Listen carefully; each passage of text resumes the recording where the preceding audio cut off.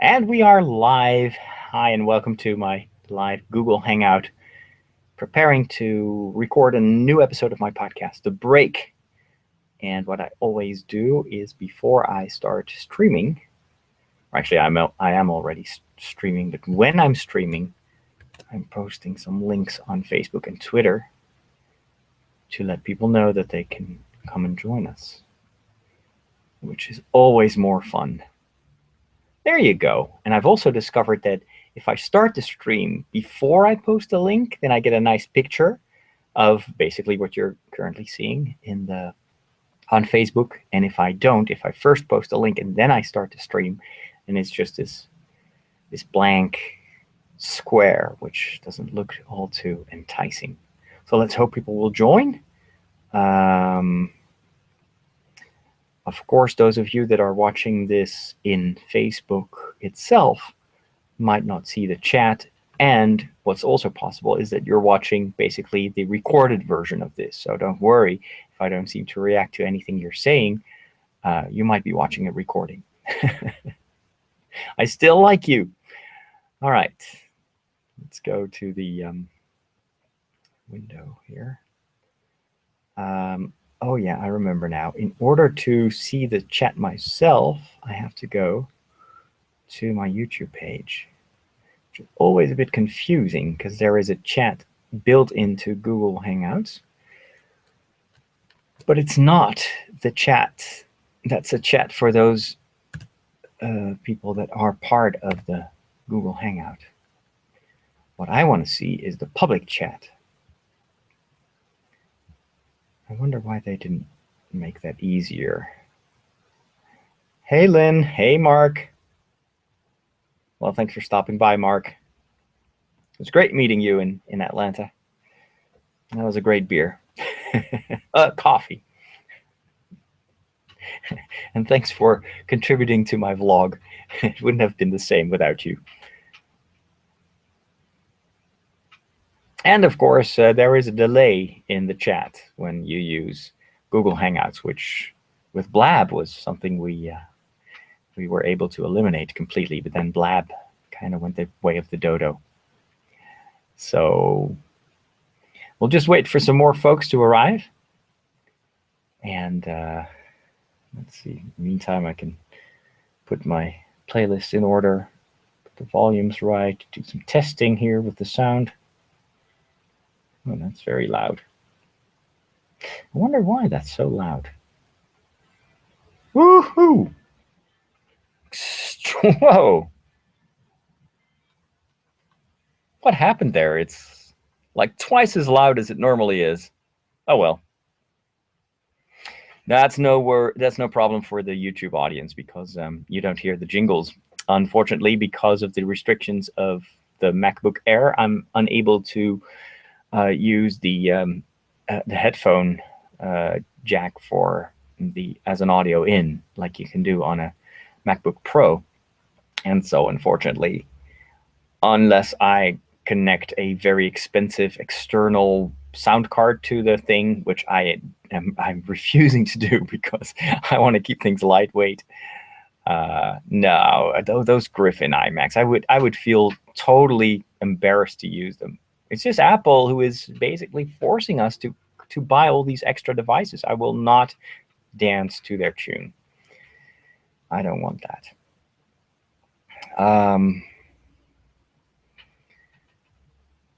No, well, it's all crap. I am so over Apple. I like that they make this small MacBook Air, but I just basically the rest is not very good. Well, my next laptop will probably be a Windows machine. Okay,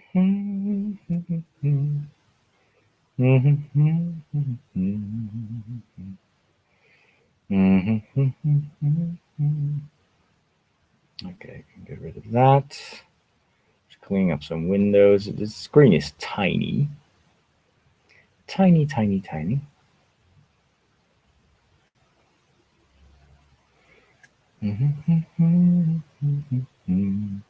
Walking around in the rain listening to Father Roderick's latest episode of The Walk with the rain falling in his microphone is weirdly surreal, writes Neil Boothman on Twitter. Yes. Yes, yes, yes.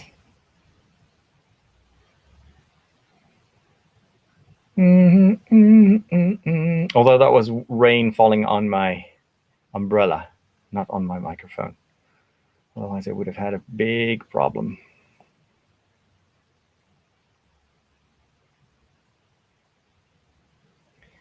Okay, let's see.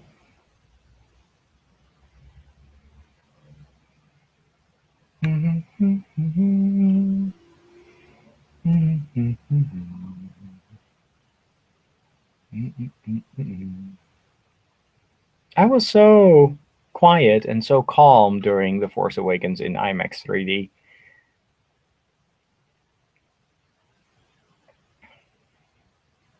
Compared to other viewings that I've had. Dropbox is doing something which I don't want to. Oh, it's syncing my vlog.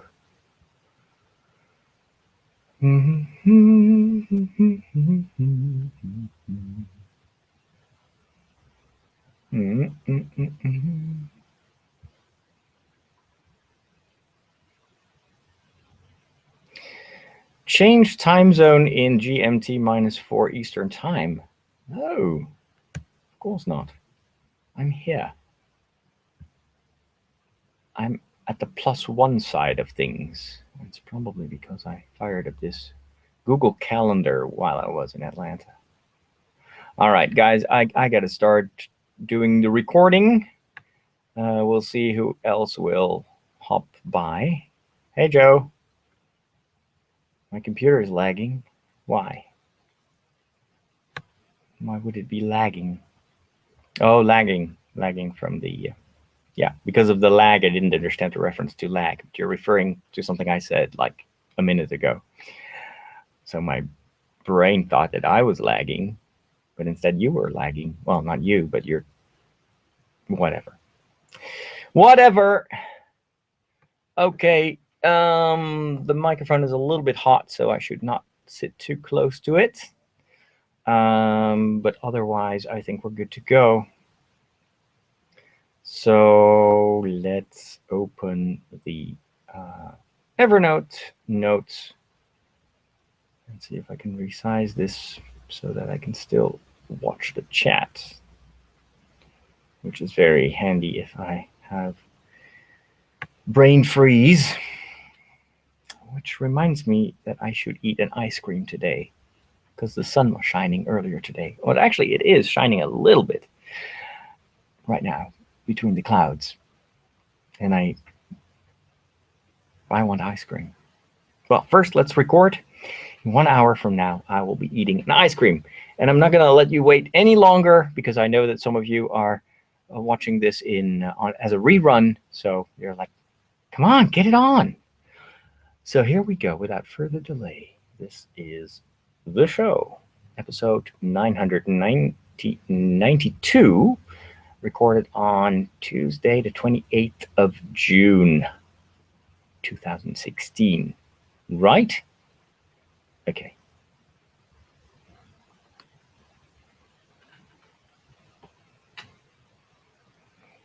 Hello and welcome to another episode of The Break. I'm Father Roderick. This is show number 992, recorded on June the 28th, 2016. From the Simpsons to the Sacraments, from technology to theology, this show features the cool and the classical, the past and the future, the trends and the tradition. So wherever you are, whatever you're doing, it's time for a break. This episode of The Break is brought to you by my patrons, and you can become one of them as well. Patrons are people that are supporting me with a small donation every month. Or if you want to sponsor my vlogs, my video blogs, specifically, you can also become an episode sponsor and give me a little encouragement to keep doing those as well. Well, for the monthly patronage, you go to patreon.com/Father Roderick. If you want to support my vlogs, go to patreon.com/GeekPriest, or go to both of them. Anyway, thanks to my patrons.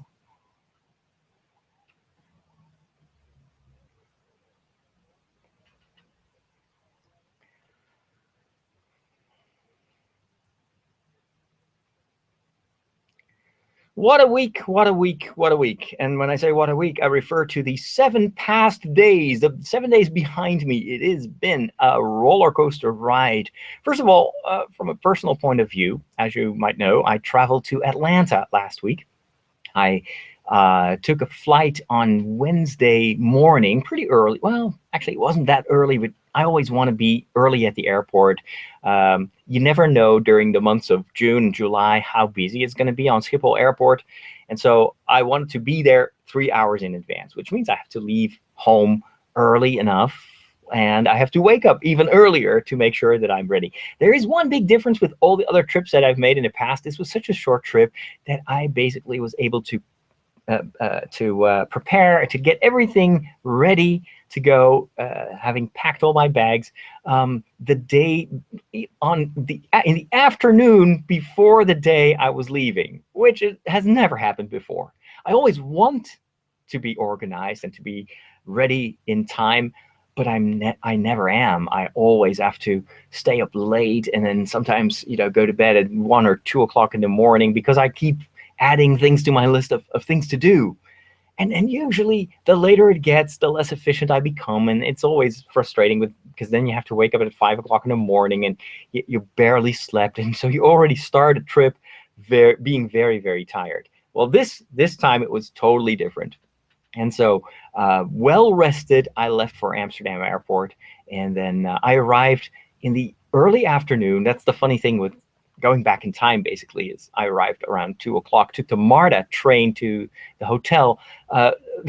Basically, I made a mistake there. I thought I was at the right station for the hotel, but it turns out I should have taken the golden line, and I took the red line. So went for a quick stroll through the blistering heat in Atlanta. And the heat wasn't that much of a problem. It's the humidity. It's the combination of both. But I was also vlogging at the same time, so it made for hopefully an entertaining story. It's always fun to see other people suffer, right? So speaking of vlogging, I created vlogs of every day I was in Atlanta. For me, it's a way also to kind of expand my own experience of being there. I knew that this was going to be so short because I had to leave on Friday afternoon already. The reason is there's only a red-eye flight back to the Netherlands, to Amsterdam. And if I would take that on Saturday when the conference was actually ending, I would have arrived around 10 o'clock in the morning in Amsterdam. And that's too late for Mass. I have to be here in my parish on Sunday morning. And so that's why I had to leave on Friday. But having created a vlog for every day of the trip, I can now look back on those days and see I kind of maximize the experience. And I also record it to make sure that, I fully lived those 3 days. And I've said this before, podcasting and vlogging is for me also a way to have a different perception of the experiences that I have. It becomes more intense because you're also kind of passing it on to your audience, and it makes for a better experience. I can honestly say so. So thank you so much for watching those vlogs. And if you've missed them somehow, you can always go to youtube.com/Father Roderick and rewatch them. They're here to stay. This was also the week of Brexit. Oh, by the way, for those of you that are wondering, why were you in Atlanta? I was invited to speak at a conference, a DISC conference. But more about that later on in our book segment, because it has to do with the book I want to review today. This was also the week of Brexit. Of course, the very, let's say, the ripple effect of the massive decision that the people of the United Kingdom took, at least a small minority, decided upon this, to leave the United Union, the EU. Of course, it doesn't mean that they are leaving Europe. A lot of the people that voted no to the EU are still massive fans of Europe, just not fans of the European Union.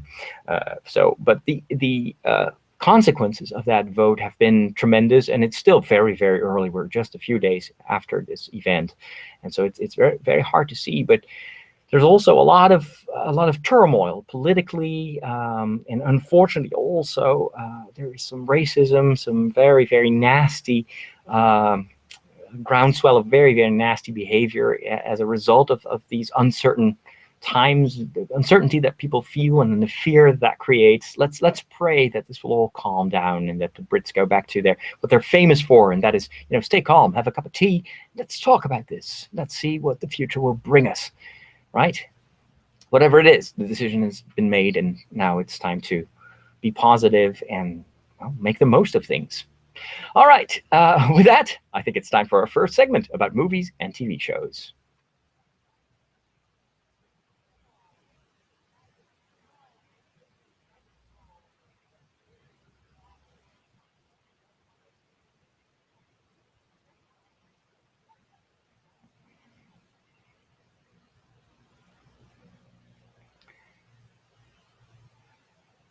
And of course, a short correction, I said minority when I was actually meaning to say majority.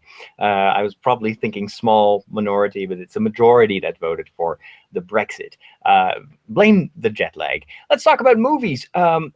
First of all, some movie news. This was a very sad notice this morning that one of the actors that has been very influential, I can say, in my youth, because of the movies that we watched together as a family, has died in Rome at the age of 86. His name, his original name is Carlo Pedersoli, but his screen name, the name that you all know him from, is Bud Spencer. And of course, Bud Spencer was known for the Western comedies with Terence Hill, another actor. And the thing is, I was reading up on their biography, and I actually did not know this, but Terence Hill is not called Terence Hill either. His real name is Mario Girotti. And both Bud Spencer and Terence Hill, to be the icons of the American movie industry in my youth, were both Italian. It's unbelievable. I did not know. I never knew these guys were Italian, because I grew up watching these Western comedies, and these were the only movies, for those of you that are too young to be listening to this podcast now, I'm just kidding.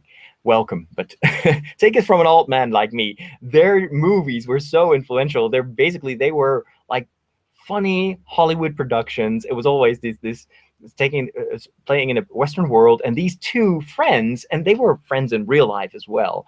Bud Spencer and Terence Hill were always trying to solve situations by fighting. And so most movies start with like 4 fists on ... 4 fists for the devil, 4 fists for God, for whatever. And so it was always like very cheesy jokes, kind of like slapstick comedy, and a lot of on-screen fighting. But there was never any blood. Nobody ever died in those movies, and it was just a lot of fun. And it was the only type of movies that were in Dutch theaters regularly. These guys were just household names. And what makes the movies they made so special to me is that these were the only movies, besides the French comedies, that my dad actually enjoyed. My dad never watched TV with us, hated going to the movies, really not interested at all in that kind of entertainment, except for movies like this. He loved to laugh. He loved these French comedies, and also these ones. And so I remember this is one of the only movies that my father went to with us. And so we would all go to the theater, except for probably my sister, because she was still too young. And my father would just laugh throughout the movie. And when you look back at those movies, they're like, oh man, they're really cheesy. they're past their prime. But it's fun. For me, it's very much connected to those moments of joy that we had as a family. And so Bud Spencer died in Rome, where he lived with his wife, and his family lived there too.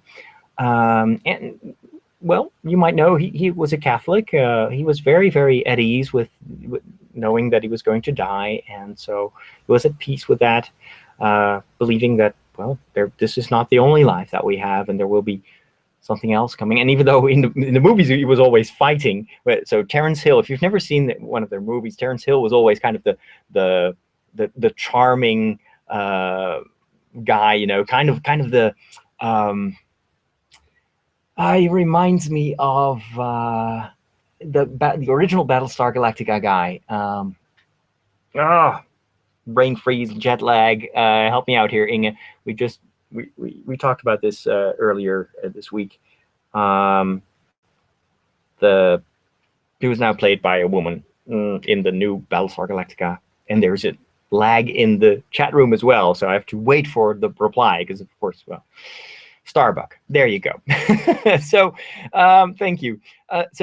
Terence Hill was very much a Starbuck character from, like the type of relationship that he had with the world, and it's always easygoing. Whereas Bud Spencer always kind of was more like the Hulk. He solves problems by fighting and by grunting, and well, that was all done in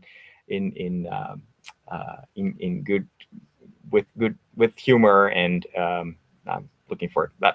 I should not even try to speak English right now. I'm I feel actually quite right. I don't really feel any lingering problems with the jet lag, but I now notice, now that I'm podcasting, that my language center is still malfunctioning. So I apologize for that. But anyway, so Bud Spencer, he did quite a few interviews also about his faith, and in one of those interviews they asked him, what would you like to eat as your last meal? This was way before he got ill. And then his answer was, I'd like to eat spaghetti with Jesus. So I'm praying that actually that is a dream come true right now. I don't know if they have spaghetti in heaven, but I know that spaghetti can be heavenly, so who knows? It might be compatible. Hey, but that was not the only thing that I wanted to talk about in this movies and TV segment. I also want to give you a very short review of a movie that I finally got to see. It's a movie that, because I was so busy in the past few months, I missed in theaters. And it's a movie that I wanted to see based on so many rave reviews.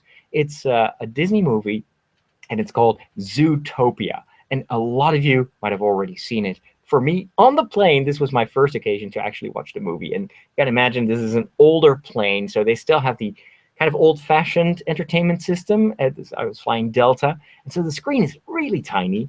But it played Zootopia, and what a charming movie. What a success. What a magnificent movie that is. It's funny. It looks fantastic. I mean, the animation, but also the CGI. I mean, this is very much a kind of a Disney Pixar type of story, but just the rendering nowadays is so well done, the weather effects. And there were a lot of times in the movie that I was like, oh, this movie, I need to rewatch this in 3D. So I need to get the Blu-ray, the 3D Blu-ray, because there were just vistas. The whole movie feels like it's taking place in some kind of a theme park. It is not, but it's so beautifully done. And basically it's the tale of a rabbit that wants to become a police officer and works in a big city. And of course, nobody takes this rabbit seriously because she's just a rabbit.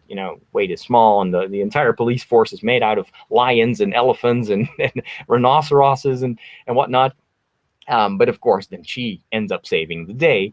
I'm not spoiling anything, but that city is so well portrayed and so beautiful, and the story is good. And there are a few moments in that movie that was like, wow, this movie even does something that a lot of animated movies fail to do, and that is it appeals to kids. It's a fun story, but there are also some really interesting remarks about our current society and the problems that we struggle with, and how we, it's all about the respect for each other.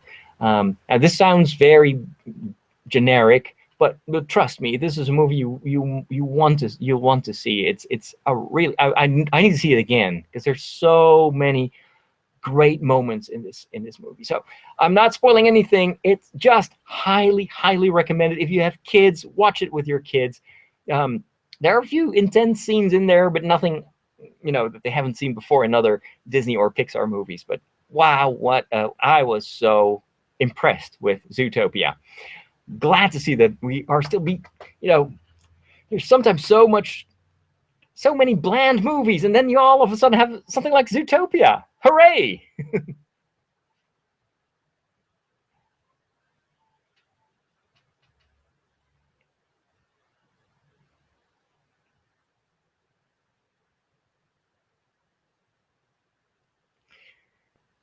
And there's a very easy way to support this show and all of the other shows that we produce over at the StarQuest Production Network, and that is by shopping at Amazon. So if if you're curious now about Zootopia and you want to get the DVD or the Blu-ray, well, just go over to Amazon.com.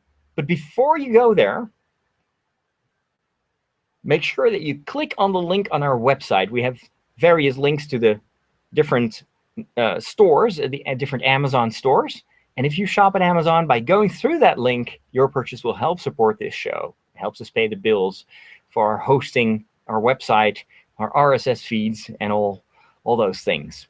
So again, if you shop at Amazon, think of SQPN. Go to sqpn.com and click on the link. We thank you in advance.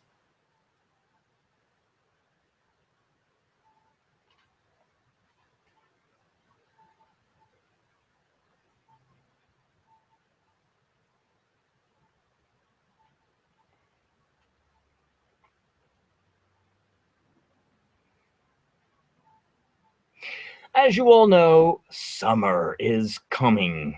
Cue the music. Anyway, summer is coming, or summer is already there. It depends on where you live. And of course, for those of you that live in Australia or New Zealand, I apologize. I'm talking about something that you'll have to wait for a couple of more months. But anyway, summer is here in this part of the world. And so is summer holiday. A lot of you have some time off work. If you are a student, you are in school, then you have a lot of weeks where they're not going to bug you, they're not going to bother you. And so this time, to me, is always the most precious time of the year, because it's a time that you can take your time. You can take back the time. Oftentimes, our daily lives are ruled by other people's needs, by our boss, by our job, by the commitments that we've made. But then during the summer, all that goes away, and you can get some time to step into a different rhythm. And I have to say, for me, this year, it's been extremely beneficial. I'm really enjoying these more quiet days.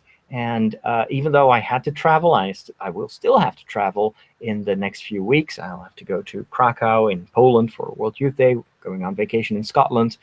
And then there's some more travel, possibly.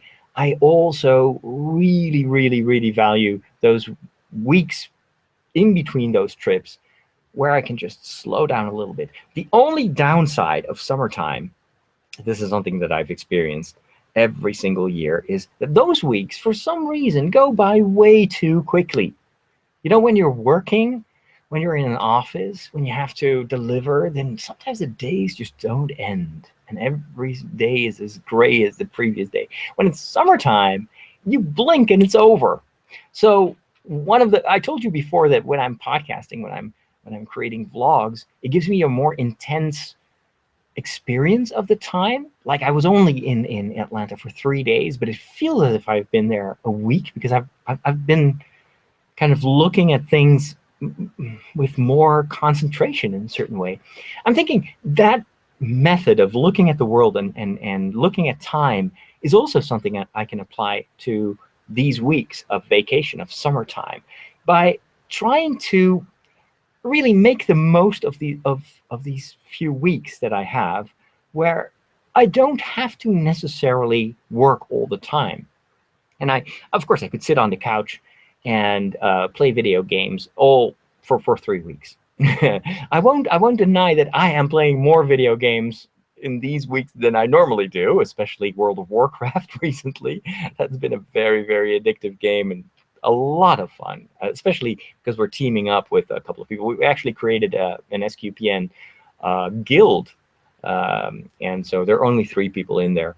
But it's funny. It's Terry, it's Inge, and it's me.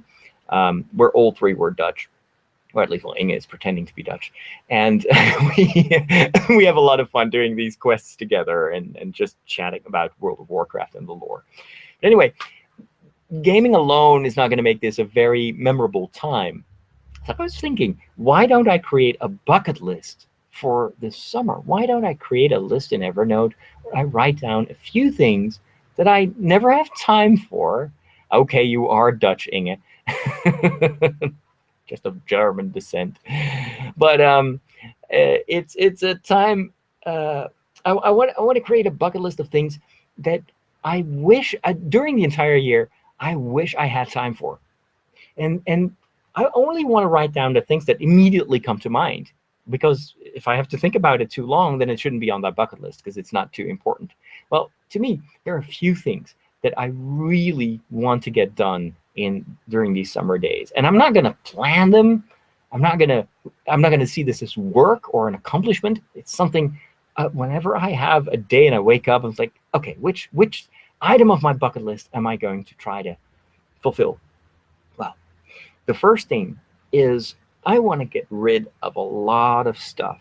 Now, if you've listened to my podcast for a while, you know that this has been on my mind for quite a while. Simplification, minimalism in a certain way, trying to get rid of things that are just cluttering up my life, cluttering up my closets. And I live here on the first floor, the upper floor, I should say, to avoid confusion, of the rectory, which in itself is quite spacious. I have a kitchen, I've got a sleeping room, I've got a living room, another room that I don't use. I've got the studio, bathroom, and shower.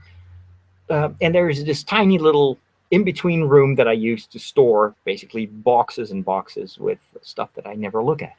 Well, that room needs to be empty by the end of this vacation. And this is also true for some of my cupboards here in the studio. I've got a lot of old CDs that I never listened to. Most of that music is now on Spotify or online. And even if it wasn't, when do I have time to listen to this music? So I'm just going to donate a lot of that stuff to welfare. Same is true for a lot of toys, older toys. Now you might think, toys? I think, like I still have like what's the precursor of the Vita, the PlayStation Portable, I think. I never use that thing anymore. There might be kids that would like to play with that. I still have a Nintendo DS where, honestly, I still don't know why I bought it. I don't know. It is really, I never, ever, ever, ever play on the Nintendo DS. And it's, it's pretty new.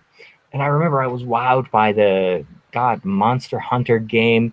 And there's some other games that I enjoy, but it's just, I just don't have time. The few moments that I have to play video games, I'd rather just play games on my PC or on the PlayStation.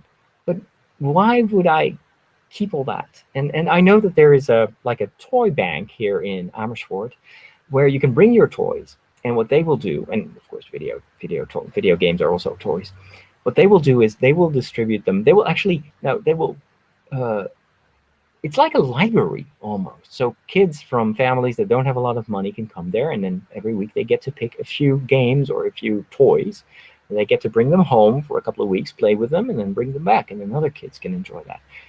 I'm feeling that's such a better use of this stuff that is just gathering dust here than I could ever give it. So that needs to go. And I'm also looking at my big collection of movies. I've got a lot of DVDs, a lot of Blu-rays even, and some of them I will rewatch, but a lot of the other movies probably not.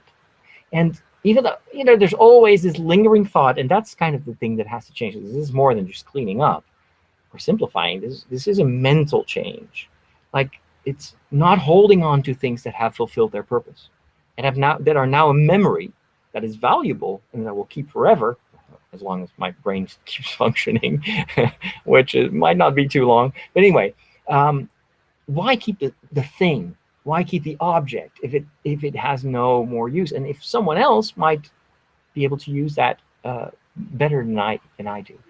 So that's on my bucket list. That's my number one on the bucket list. The second thing is I would love to finally get to reorganizing my collection of podcasts, my own podcasts, and make them available. This has been on my to-do list for more than a year, especially for my patrons, because I want them to have access to this vault of audio recordings. A lot of their shows are no longer online. You might not know this, but for instance, Secrets of Harry Potter, we took those shows offline because, well, we don't want to have a very big website. And, Harry Potter, a lot of people are, they've listened to podcasts, the same thing. They have fulfilled their purpose. When Harry Potter was huge, then, yeah, they needed to be online. Now that Harry Potter is temporarily, at least, not so big, why keep it on a website?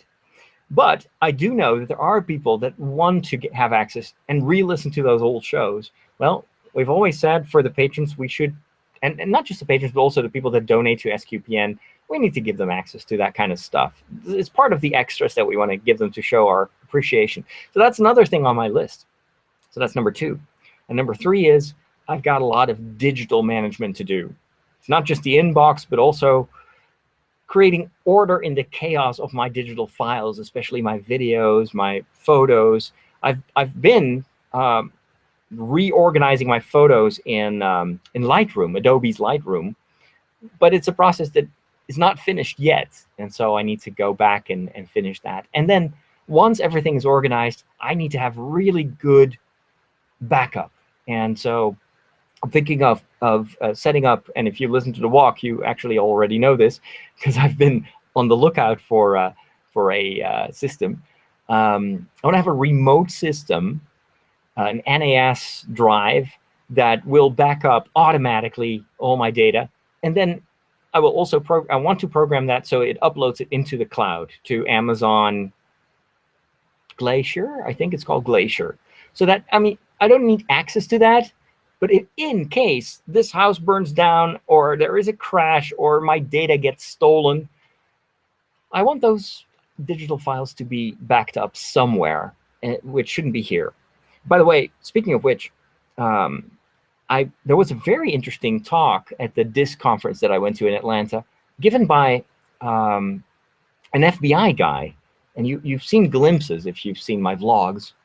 And it was fascinating, the stuff that he told us about how digital, the ransomware works, and how they are able to trace with a lot of, I mean, you could create a television show about that, about digital detectives, how they were able to find a guy who was extorting money from a parish or a diocese, I forget what it was, by encrypting all their files, and only if they would pay money, then he would give them the password to decrypt their files.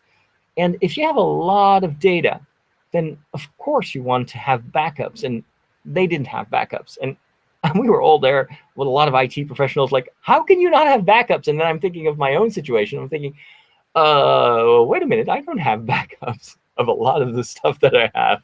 So I'd better get to it. So that's another thing on my bucket list. And the 4th thing is I want to do more reading. I really got the hang of reading, thanks to the Kindle Paperwhite, but also some real old-fashioned book reading, like books, physical books. I'll review one of them later on in the show. And so I really want to go back and take more time, like an hour a day, to just sit on the couch and read, because I enjoy that. And I used to do that a lot when I was younger. So why not get back to that? Is that all? No. 1/5 thing on my bucket list for the summer, let's do some more serious cooking. I want to go back to cooking recipes, and perhaps I should watch a few episodes of MasterChef. That will probably give me the incentive, not the American one, but the Australian one, for instance. That might give me the amount of, the necessary amount of energy and desire to start cooking again and doing some more experimentation in the kitchen. So what's on your bucket list? I'd love to hear from you. And of course, if you want to react, you can do that on Facebook or on Twitter, and in many other places. But I'd love to get some ideas. So let me know what your bucket list is for the summer. And now it is time for part 2 of our show. And here we go. Press virtual button, and there's a jingle.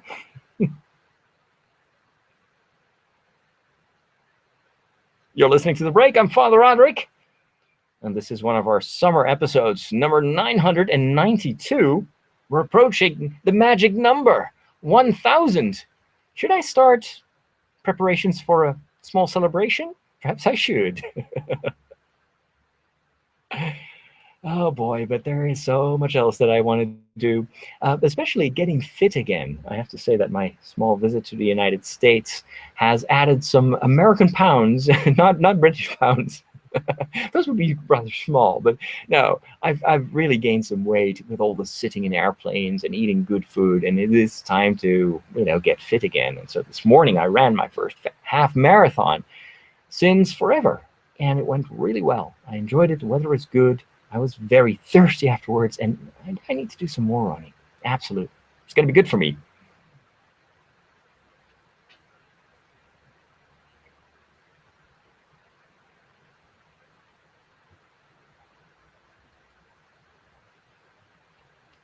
Reading. Oh my goodness. I did some real reading. I couldn't believe myself. I was at the airport of Amsterdam, and since I arrived so early, and it was still 3 hours before checking in, or well, I had already checked in, but before boarding the plane, I just walked around, and in one of the bookstores, I found a book, and I was like, you are going to be mine. That book needs to be in my hands before I step on the plane. And I'll grab it because it's a real book. It's not digital. It's right here beside me. And the book is written by Chris Anderson. And you might think, sounds familiar. Well, that's for a good reason, because Chris Anderson is heading this massive organization now. It's worldwide, that organizes TED Talks. And of course, you've heard of TED Talks. Now, you have TED Talks, the regular ones, and then you have TEDx conferences, which are organized locally with a license, basically, but they're also following the format of these TED Talks. And what Chris Anderson did was write down his experience of the past 10 years that he's been organizing these TED Talks on how to create a good talk. And so the full title of the book is TED Talks, the official TED Guide to Public Speaking, by Chris Anderson, head of TED. This is one of the most motivating, fascinating, inspiring books that I've read in 10 years. I'm not exaggerating. This is an amazing book. And if you do any type of public speaking, a talk, if you do regular homilies, the priests or deacons in my audience, read this book. It will save, well, not save your life, but it will save the attention of your audiences. This is amazing. The cool thing is that what he does is really, and he illustrates this with a lot of TED Talks that I've seen or that you might have seen. And he gives you basically the one-on-one, how do you do a 20-minute talk without your audience falling asleep or even missing a beat. And this is not a recipe book. He doesn't give you one method, but he gives you a lot of pointers, like what if you would tell your story like this? And if you, for instance, give an example, why would you do that? What is going to be the takeaway? And so he analyzes what makes a good talk work. And I've always been fascinated by the quality of TED Talks. And of course, what we end up seeing in these TED Talks is the result of a long process of elimination, I should say.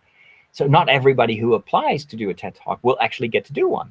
They're very strict. But so this gives an insight in why they choose finally the speakers that they choose. But it's also oftentimes the result of a very long preparation. And he gives some examples of people that he guided or his organization guided, from basically a babbling teenager that ends up doing this amazing talk that gets shared millions of times and inspires the lives of hundreds of thousands. Because that's ultimately kind of one of the things that he says. Why do we share ideas? It is because an idea is the most powerful thing in the world, because it can change someone's life. And your words, your talk, is going to be the tool to make that happen or not. So if your talk is not good, if you don't prepare it well, if you don't execute it well, then your idea might not go anywhere. And so I was, of course, traveling to the United States to do a talk, not a 20-minute TED Talk, but a 1-hour talk. Now, I know, and you know, that I am reasonably seasoned talker.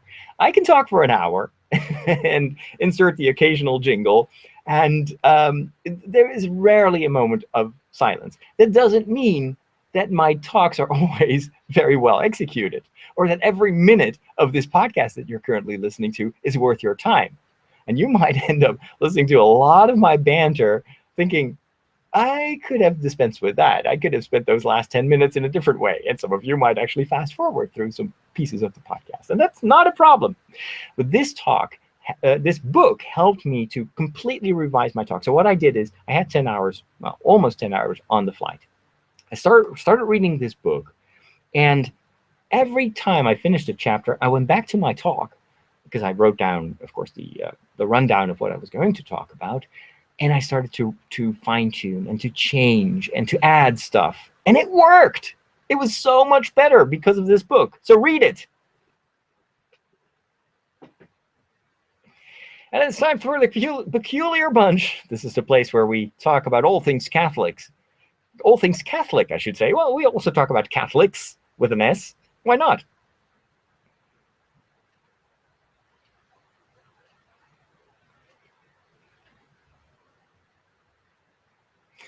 No, I don't eat light bulbs. I still need to eat American barbecue. That's also on my bucket list. Thanks for reminding me of that, Inge. Or Australian barbecue. American barbecue is fine too. Any type of barbecue. Anyway, so Catholic stuff. What we're going to talk about today? Well, Pope Francis actually went on a trip. I don't know how he does it at his age, to travel the world and to have these high energy, very important meetings. Every speech seems to have a lot of news value, and he just keeps on going. He keeps on going. I really hope for him that during these summer weeks in Rome, now that it's really hot in Rome, he will get some time to relax and to just, I'm not sure, probably not, because last year he didn't want to take vacation. He just kept working, and all the people around him were like, well, dear Holy Father, please take some time off. They were actually not talking about him. They were talking about themselves. It's like, please calm down. We need vacation too. Well, Pope Francis traveled to Armenia this past week, and it was in many ways an epic trip. Also, Armenia was the first country to be Christianized, to be evangelized by the apostles. And so Christianity goes way back in time. The Armenian church is, for many reasons, very close to the culture that Jesus and his apostles lived in. And even their liturgy is very, very ancient, and that was one of the reasons that Pope Francis wanted to go there. That the church is not united with the Church of Rome, but Pope Francis, of course, is a huge proponent of the movement back to unity and unification. And he is, by his own personal attitude, I think he's been able to break down walls that in the past we were just unable to get past. And this trip was no exception. He went to meet the leaders of the Armenian church. Now, the thing is, the Armenian church, even though it's so old and venerable, it's also tiny, tinissimo. It's really, really, really small. But what Pope Francis did was to take the leader, basically their pope in a certain way, even though he represents a very, very small Christian group, he treated him from day one till the last day he was there as an equal, and asked humbly for the Armenian patriarch, I suppose. I'm not sure. My vocabulary is might be out of whack because I didn't have time to read up on it entirely. But anyway, asked for his blessing over him as a pope and over the Catholic Church. And I've heard stories that Pope Francis does this also when he goes and visits these evangelical pastors and various Protestant groups in Italy. And when he meets religious leaders in private, during private audiences, he always asks for their blessing over him. So it's not just him as a pope, well, I will bless you. No, it's like he sometimes will kneel down and physically and ask, please bless me. And that is beautiful, because why shouldn't we be able to bless each other? We're all Christians. We all believe in this one God who ultimately is the one who blesses us. And so what is more beautiful than, I bless you, please bless me? It's a sign of invoking God's goodwill and love and his Holy Spirit and wisdom over you. And there were also, of course, some controversial moments during this trip, because, of course, as you know, Armenia has been going through extremely difficult times in the past. there has been this mass murder or genocide. Pope used the word genocide, even though the Turkish government is very, very angry every time that happens. Their take on the history is that it was part of a larger war, and so you should not be using the word genocide, because then it makes it seem as this was a deliberate plot to kill an entire nation, in this case also a very Christian nation. And so they have, for instance, the last time the Pope used this word, they recalled their ambassador to the Holy See. And we've also had a lot of political repercussions here in our European countries, and every time that there is criticism on the Turkish president or on, well, parts of their history, they retaliate, or they get really, really angry. It's a pressure point, I would say. So if there's a pressure point, then there might be more to the story. That's what I'm thinking, but I'm kind of in a Dr. Phil with no knowledge whatsoever. But anyway, the Pope has explained later on the plane that when he was still in Argentina, everybody used that word for what happened, for those events.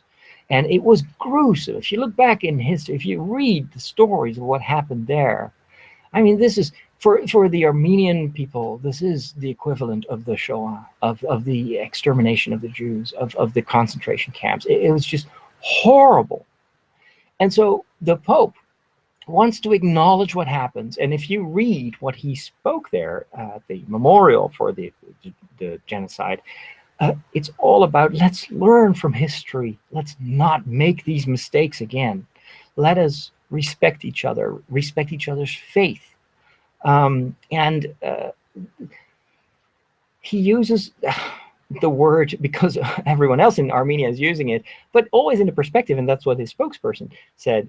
Father Lombardi explained the Pope is all about peace. He's not using that word to create any political tension that will create violence again. Basically, the only aggression was coming from the Turkish side, as far as I've been able to see. So anyway, it is, and I think it is very pertinent that a Pope talks about these things, and he, together with his Armenian brothers in Christ, are calling the world to stop this behavior, because it's destroying what we're meant to be. And this brings me back to the kind of the whole atmosphere right now in our Western world. If you look at the political climate here in Europe, but also look at the political climate right now in the United States, and this was kind of a tough thing to witness when I was back in Atlanta.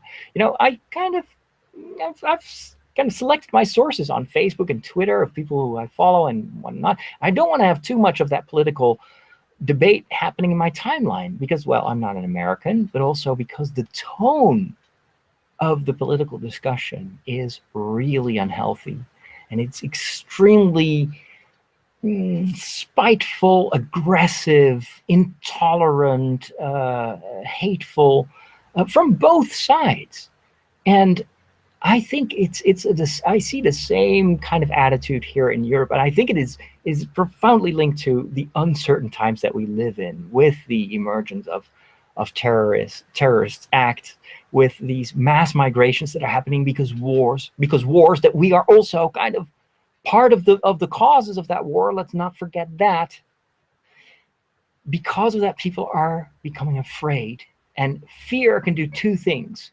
It can make you think and think about solutions, or, as Yoda puts it so well in the prequels, fear can lead to anger, and anger can lead to hate, and hate will lead to suffering. And I was dismayed to see the reports from hate crimes in the UK happening. And I'm not generalizing. This is a small group, but it is happening, and it is ugly.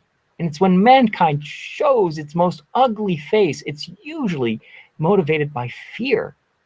And we are, as Christians, called to take the other side. We might be afraid as well, but it should make us pray. It should make us think. It should make us respect even more and love even more. There you go. I'll step down from my soapbox right now. You're listening to The Break. I'm Father Roderick. Time for a break.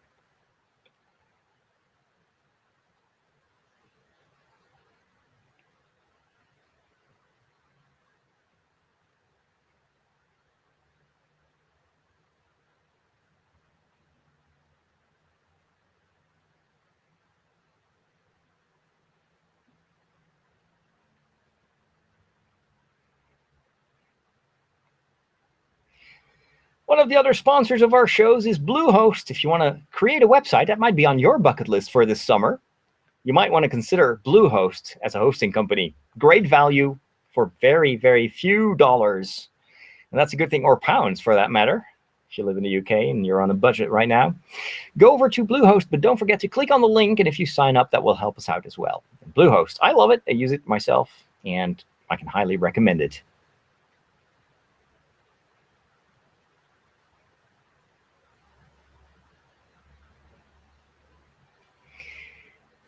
This music always makes me imagine that I'm sitting on the beach underneath some palm trees, drinking fresh coconut milk and listening to the sea.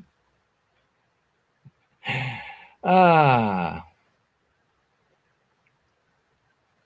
that's just in my imagination. But hey, imagination can change the world, can it not? All right, let's talk about apps and technology and social media and things that I need to share with you a little bit more in depth, something that you may have seen already in my vlog, and that was my recent visit to the place to be when you are a techie, and that is the Microsoft Windows Store.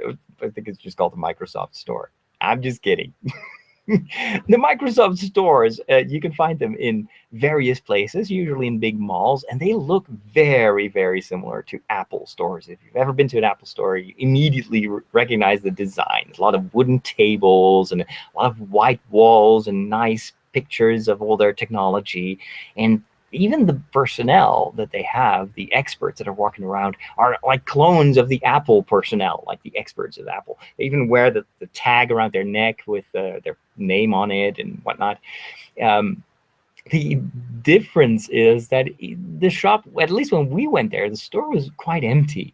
There were more people like waiting for customers than there were customers. And I kind of know why, because if you looked at the store, there was almost nothing interesting in there. Just a whole bunch of those tablets, the window tablets, and a lot of laptops. And then some of those kind of Mac imitations where you have an all-in-one computer, and that's it. You know, even the phones are no longer there, or almost no longer there. There are a few tablets, but there's nothing that makes you want to go like, oh gosh, I need to check that out. That's awesome. Except for one thing. And they did a very good job placing that front and center. And this was right behind the big glass wall of the store. And I was walking there in this mall next to the hotel with Mark Jelinek. And of course, you know from the podcast that you all are listening to, what is it about the weather? And if you're not listening to it, why? It's a really cool podcast about weather, something that we always deal with every single day.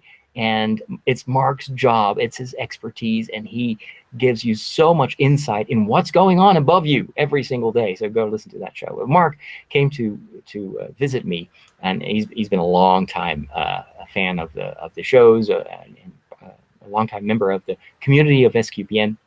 And together we were actually going to get a cup of coffee. I just had done my talk, and I was in need for a break, and we walk there, and I see this VR setup. And there's this guy standing there, and he wears, and I immediately recognized it. It was the HTC Vive. Now, for those of you that are not familiar with the various devices that are out there on the market, you have the Oculus Rift, which I've talked about quite a few times here on the show. Oculus Rift is made by a company that started as a startup, as a big crowd-funded enterprise. And then Facebook stepped in. Mark Zuckerberg was like, VR, we need to be there. That's part of the future. And who knows, Facebook might all be virtual in the next few years. So I need to have a piece of that pie. So he poured in a lot of money. They brought out the Oculus Rift, which is basically a helmet that you put on. It's got audio. It's got the 3D goggles that you've seen. And you can play games with it. And you need a pretty powerful computer in order to operate it. That same thing is true for the HTC Vive. But the company that makes the HTC Vive, well, is Valve. So Valve is working together with HTC. Valve is a big company that used to be actually a game producer. They created amazing games in the past, but they also created Steam, which is a platform for PC gamers, and it's probably the biggest store of video games in the world, virtual store. And so they have a lot of money. And for them too, VR is a big game changer, and it could help them sell a lot of games. And so they created their own version of those virtual goggles. So that's kind of the high-end stuff. So the HTC Vive is the most expensive. I think the goggles alone with the controllers, and that's something else that they have, which Oculus still doesn't have. They're developing that, but they're not yet available. But the HTC Vive comes with these two, they look like guns in a certain way, very comfortable to hold. They're part of the experience. And the other thing that sets the HTC Vive apart from the Oculus Rift is that you have two sensors that you have to place in your room, and those sensors will actually see where you are in space. And so you can actually walk around, which is something you can't do with the Oculus. The Oculus, you have to sit in a chair. So a lot of the experiences and a lot of the games are based on you being in a small environment, in a cockpit or in a car or on a platform, but you basically can't walk around, which you can do with the HTC Vive. It's a very small area that they fenced off in that store, but still you can walk, and it makes all the difference. Now, the lowest budget version of VR technology that you can get is the Google Cardboard. And if you have a Samsung, one of the few Samsung phones that works with that, there's also a Samsung proprietary pair of goggles that you can slide your Samsung phone in. But it's very much akin to what Google Cardboard does. But I've tried Google Cardboard, and I have one here, and it's fun just to get a kind of an impression of this. But I get nauseous with the cardboard. Not to mention that it's very uncomfortable to hold for a long time, and it's relying on your phone, which is kind of not the fastest hardware. And so even there is some latency which can make you nauseous. And well, it's low budget for a reason. HTC Vive, high-end, $899. You need a computer that costs at least $1,200 or $1,500 to run it. And I was able to try it out. So they put those goggles on my face, and it's a heavy thing, but comfortable because it fits really well. And then you get headphones on. And there's this big umbilical cord that connects you to the computer. That was the only thing that I never saw in their advertisements. And it makes you really feel like Neo in the Matrix. I genuinely felt that I was plugged into the Matrix. And the cord, I'm not sure if I would like to use this at home with such a big cord. But because you're walking around, so you might trip over that cord and cause all sorts of disaster, and you can't see anything, of course. There is a camera in the goggles that you can switch on in order to see what you're actually what is around you. But of course, for it to be immersive, you need to turn that off. Well, the demos were out of this world. Even the simplest orientation demos was like, I'm really, really there. And you know what? It's not the image quality, because it still looks as if you're peering through two holes in a black wall. That's the thing that always kind of dampens my enthusiasm. It's like, this is not like what I normally see, because I have such a wide field of vision normally, whereas these goggles, it looks as if you're really peering through holes and then you see quite a bit, but the field of view is much more limited than in real life. And second thing, the resolution is pretty low. I mean, you're really looking at the resolution of phone screens, and it's distracting at first. It just for first few minutes, it's like, I can see the pixels. And I was kind of hoping that since HTC Vive is such a high-end product, it would have better screens, but it hasn't. And this for me is a sign that it's probably too early to buy this kind of technology, because in the years to come, of course, all that will change. And I'm pretty sure the umbilical cord will go, the quality of the screens will get better, the field of view might be improved. But I have to say, the sensors and there is zero latency, and that makes all the difference. There was not a single moment that I've been using. Well, you've seen that in the video. I think I must have been doing a demo that was at least 10 or 15 minutes long. By the end of the demo, there were a lot of people standing around me because I was so enthusiastic, which of course is kind of my trademark. But uh, there was not a single moment where I felt disoriented or nauseous. On the contrary, at the end, I was like, I want to stay in this world. This is so cool. So there was a demo where I was looking at I was standing on like a sunken ship, and you see fish around you, and there's this big whale, and it's really as if you can touch it. That's how realistic it is. If you look up, you see the sun shining through the upper surface of the water. You can't look anywhere. The weird thing is you're invisible. So you have these controls in your hands, and which react exactly like you're moving it. There's no latency there. So you feel like I'm seeing what I'm holding in my hand, which is really weird. It's hard to describe. And then you look at, well, where's my hand? It's I just see the controller. I'm invisible. That alone, that was so weird. That was such a strange Matrix kind of moment. So anyway, another thing was very cool, which I didn't expect, was painting in space. So you're painting in 3D, and it looks spectacular. Then at one point, there was this game that was playing where you have to shoot aliens. You're on a platform, and the aliens are coming to you.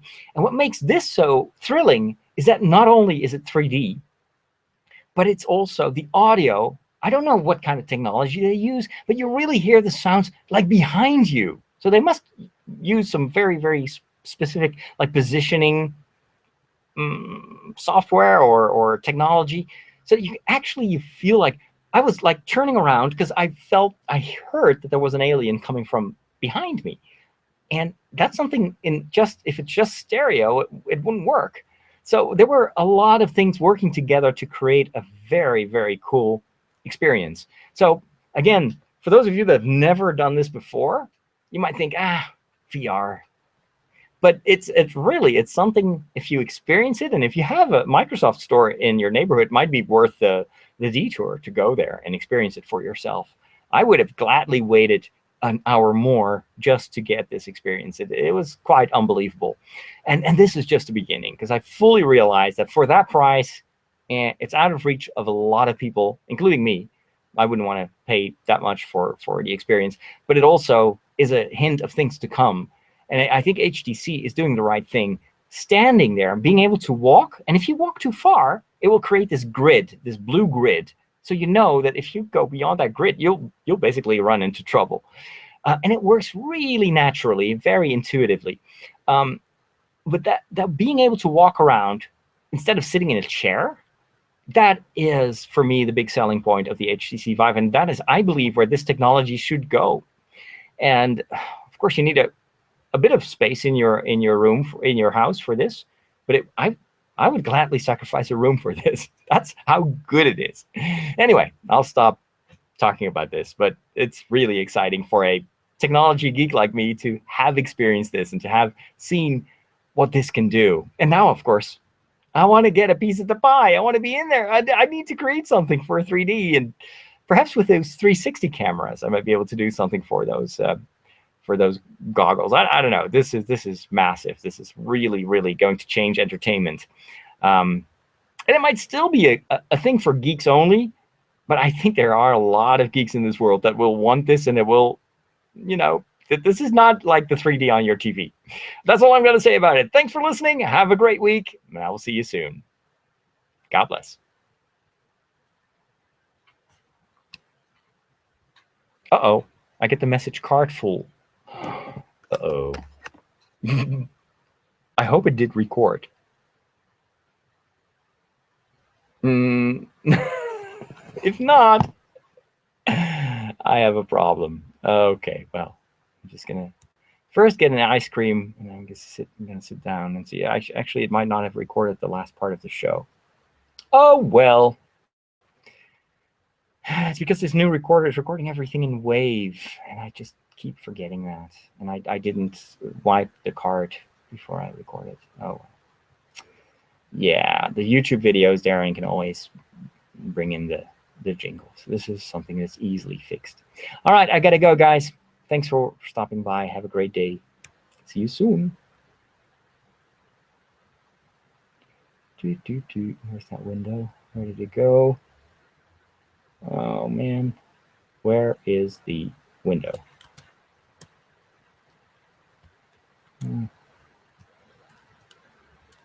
No. How do I get to that window? Let's think.